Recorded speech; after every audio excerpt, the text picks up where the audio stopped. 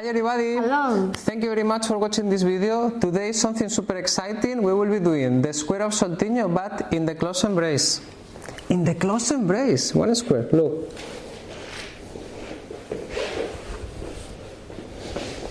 So Olga is doing FF-1-270 and after FF-1-90. Yeah? And we are doing this in a loop. The one very important thing that you need to understand when we are doing the close embrace, we will do it with the example of the lateral step, is that normally one partner is passing the other. In this case, if I'm doing the lateral, you see Olga is on this side, and now Olga is on the other side. And I'm the one who is staying, like we are having all the time contact in front, and Olga, I'm more stationary. So Olga is passing me. What I'm doing, I'm going outside of the line because Olga needs to go farther than me. And because of this, I make this work for her a bit easier, going outside of the line. So if we are doing now the close embrace with different angles and lines, this will happen. FF-1-90, you can go almost in the same way. Just staying close, and you have the first contrabody movement. The next step will be like sideways, more in your line, leader. When you do the first step, your left foot go into a parallel line, and then you can go sideways in the same line, and after just allowing the follower to finish to the front. And from here, now when we are doing the 270, it will be the feeling that the follower is going around you. And the stepping of the follower, instead of being something like 2 steps on the line and then the turn till going to the front, it will be more like distributing this 270 angle in different parts. So you will see her first step not going into the line, more going a bit there, outside, and the next step will be a bit more here in diagonal, and at the very end going to the front. So instead of this sharp angle, what you will see is that the movement is a bit rounder because the angle is being distributed during the 3 steps. 1, 2, 3, and now I'm bringing a bit Olga like around me. Her first step is going outside of the line. It's between the legs of the partner. It's basically what I think now.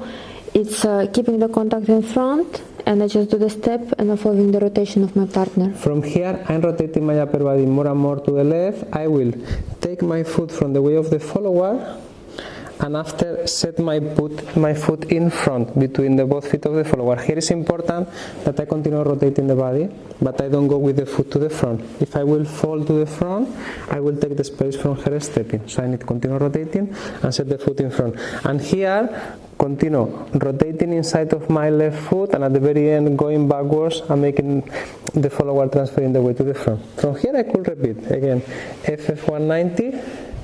And from here, I bring Olga to the front, I rotate more the body, but I set the foot here in front, I continue rotating, and at the very end, I transfer the weight going backwards. Mm-hmm. For the followers, important, I try to keep small pressure against of my partner or towards, I don't know the right expression, all the time, so I will always press a little bit my partner here. And then in the case for me, to keep easier the close embrace contact, me personally, I prefer to go a little bit more up in the ball of the feet. Otherwise, you can stay with a heel on the floor, but make sure what your full axis goes into the partner, which is a little bit harder, then you just place yourself a little bit more up. Yeah, when Olga is going a bit to the front and a bit up, I feel more the contact. So actually I prefer this variant when she's going a bit up and towards me. And my stepping will be the first part of Soltinho square. It's almost not changing. I just go between the legs of the partner, keeping the pressure and finishing the first corner. After, as Fernando said, the first step will go between the legs of my partner, a little bit in the diagonal. After, for me, it feels like the step to the side, and I will just finish the rotation to the new direction. I try to have the feeling in this last step that I'm going a bit more to the right, because I want to make sure that the hips of the follower doesn't end in diagonal, that the hips of the follower end really facing more or less the line that we are going into in the next step. in a close embrace, it's something what leaders need to help for followers to finish distortion, because I'm trying to keep the contact and be very comfortable for the partner. Maybe I will not finish the rotation by myself. That's why the leaders needs to help a little bit with that. If we are not in the close embrace, he can't finish herself the rotation of the hips. Here.